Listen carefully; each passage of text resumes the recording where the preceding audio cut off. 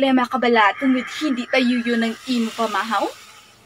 Tungod sa mga pasi sa bagas nga nadara sa iyong pagtigang? Sara lang ang sabat dyan! Ang kararaw! Ang kararaw ginhimo halimpa sa puno kang kawayan. Gingama, ginlagisan, ginlagari, ginbisak, ginsukdap, kaginrara pa para mahuman. Kung ang inyo bagas ra pasi, taho pa rin gamit ang kararaw. Kararaw para sa tayuyon nga pamahaw.